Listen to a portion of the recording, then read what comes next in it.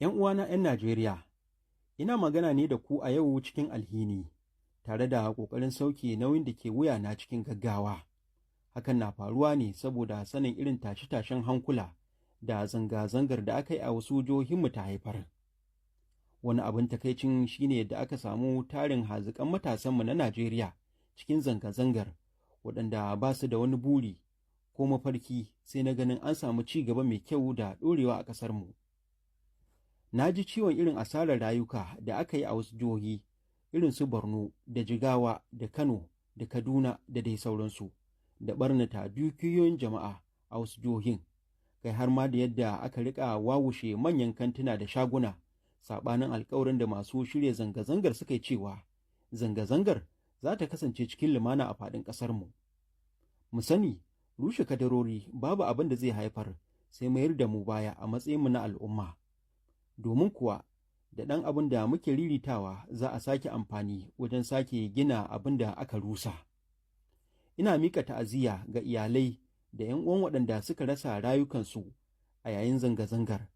Ina so mu sani cewa dole ne mu daina amfani da zubar da jini da tashin hankali da ɓarna a matsayin hanyar neman biyan buƙata.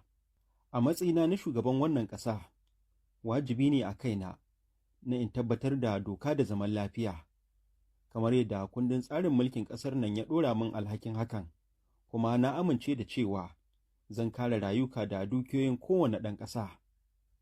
Don haka gwamnatinmu ba za ta saka ido ta bar wasu tsiraru masu ɓoyayyiyar manufa ta siyasa su wargaza wannan ƙasa mai albarka ba. A wannan yanayi da ake ciki, ina ba masu shirya wannan zanga-zangar da ma masu yin ta umarni da su dakatar da duk wata zanga-zanga, su maye gurbinta da buɗe ƙofar tattaunawa da sulhu, wanda a koda yaushe ƙofa ta a buɗe take ga hakan. Najeriya na buƙatar dukkanmu baki ɗaya ne a halin yanzu. Tana so mu haɗa kai ba tare da la'akari da bambancin shekaru, jam'iyya, ƙabila, addini ko rarrabuwar kawuna ba. Mu haɗa kai wajen gyara makomarmu a matsayinmu na ƙasa. Ga waɗanda suka yi amfani da wannan yanayi da bai dace ba don yin barazana ga kowane ɓangare na ƙasar nan, ina gargaɗinsu da cewa doka za ta riske su. Sabuwar Najeriya da muke rajin ginawa ba ta tanadi wani muhalli wa ƙabilanci ko barazana ga wani ba. Dimokuraɗiyyarmu za ta ci gaba ne kawai idan muka mutunta haƙƙin kowane ɗan Najeriya da tsarin mulki ya bashi. Ina kira ga hukumomin tsaro da su yi amfani da hanyar da ta dace wajen ci gaba da tabbatar da doka da oda, tare da bayar da cikakken tsaro ga rayuka da dukiyoyin 'yan ƙasa da ba su ji ba kuma ba su gani ba.